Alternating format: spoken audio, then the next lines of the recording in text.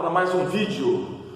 Você que ainda não se inscreveu em nosso canal, você poderá se inscrever em nosso canal no YouTube, ou então lá no TikTok, ou nas nossas plataformas digitais, tá bom? Vamos continuar. Nós estamos com o estudo das 7 cartas do Apocalipse e hoje vamos falar sobre a segunda carta do Apocalipse.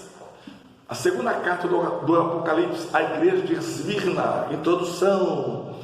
Apocalipse capítulo 2, versículos de 1 a 11, diz assim.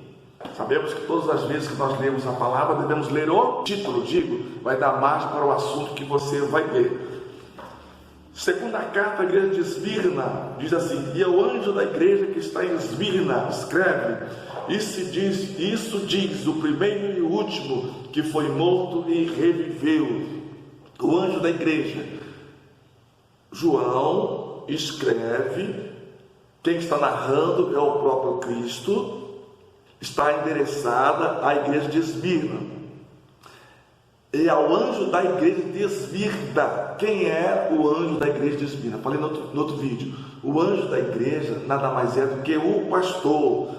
Escreve, isso diz o primeiro e o último, que foi morto e reviveu. Quem estava morto e reviveu é o próprio Senhor. Esmirna significa mirra.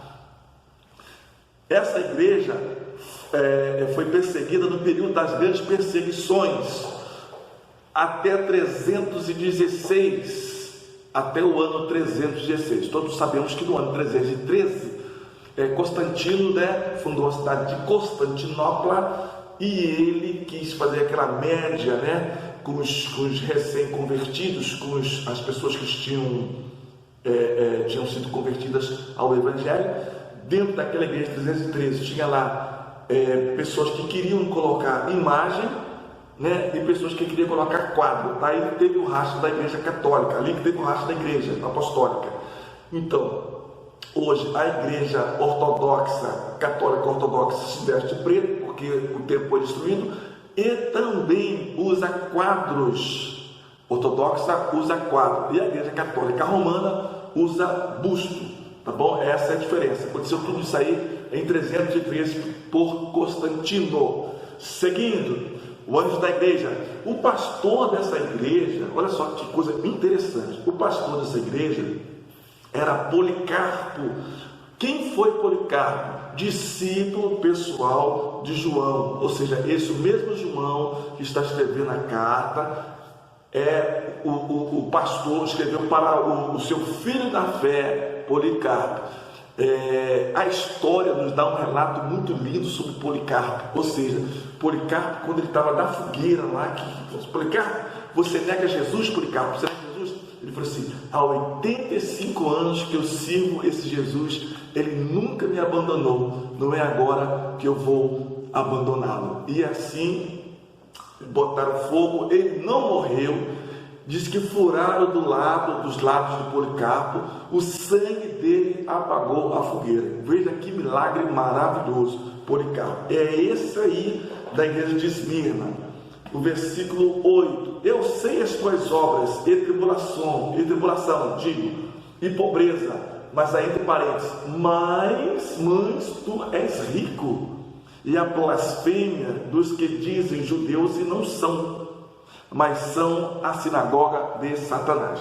Vamos ver então aqui a interpretação desse texto aqui. Eu sei as tuas obras, tribulação. Primeiro, Jesus conhecia a obra da igreja fiel e a sua tribulação, que no grego significa opressão. Tribulação no grego significa opressão, pressão, afligir, pressionar e etc. Tem vários significados, tá bom? 2, pobreza. Era pobre de bens materiais, mas rica espiritualmente, nas obras da fé, oração, no amor não fingido, na leitura da palavra, riquezas da alma. Então, quando fala aqui que és pobre materialmente, mas ela é rica espiritualmente. Número 3, blasfêmias dos que dizem judeus e não são. Em Romanos, capítulo 9, versículo 6, na parte B, afirma que nem todos que são nascidos em Israel são israelitas.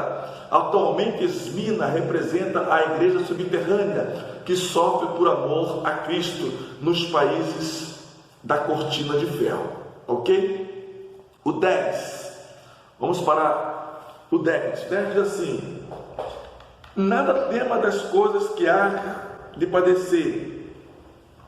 Eis que o diabo lançará alguns de vós na prisão, para que sejais tentados, e tereis uma tribulação de 10 dias. Ser fiel até a morte, e dar-te-ei a coroa da vida. Eis que o diabo lançará algum de vós. Diabo, o termo citado se refere à prisão literal, pois aconteceram perseguições pelos romanos àquela igreja, com a ajuda dos judeus falsos, ou seja, dos falsos judeus, ok? Que foram obras de Satanás. Bom, aqui eu queria chamar a sua atenção para o seguinte: algumas pessoas dizem que quem foi lançado, que o nome do diabo, não era diabo, era Lúcifer. Lúcifer, não tem Lúcifer na Bíblia. Não sei aonde as pessoas inventaram isso. Não tem nenhuma referência de palavras dizendo assim, Lúcifer, aqui está escrito Lúcifer, não tem Lúcifer. Lúcifer era uma pessoa, um bispo da igreja antiga, que ele reluzia muito, o nome dele colocaram como Lúcifer. Então Lúcifer não tem na Bíblia. Na Bíblia tem diabo, Satanás, enganador e etc. Tá bom? Só abrindo esse parênteses aqui. Seguindo. Alegaram traição ao imperador, e houve um encarceramento em massa e martírio a muitos cristãos. Bom, quando fala aqui, tereis uma tribulação de 10 dias, deixa eu voltar aqui o texto. Aqui tereis uma tribulação de 10 dias. Não foram 10 dias, foram aqui 10 anos, período de 10 anos. Você pode pegar a referência lá no livro de Números 14:34, também no livro de Ezequiel, capítulo 4, versículo 6. Esses dias realmente aconteceram, pois foram 10 perseguições distintas do imperador Nero até Diocleciano, ao qual morreram muitos cristãos. Bom, quais foram 10 anos, né? 10 imperadores. Quais foram os imperadores? Nero, Dominiciano, Trajano, Aurélio, Severo, Máximo, Décimo, Valeriano, Aureliano e o último, Diocleciano. Tá ok? Versículo 11 e último: quem tem ouvido, ouça o que o Espírito diz às igrejas. O que vencer não receberá o dano da segunda morte. Quem tem ouvido, ouça o que o Espírito diz à igreja. Refere-se à espera do martírio da igreja, pois Jesus venceu a morte, e eles venceram, e nós também venceremos. Que você fique com essa palavra, nós possamos ser pobres materialmente, mas espiritualmente ricos da graça de Deus, do poder do Espírito Santo. Que Deus em Cristo continue te abençoando poderosamente, você, a sua casa e a sua família, tá bom? Deus em Cristo continue te abençoando em nome de Jesus. Amém.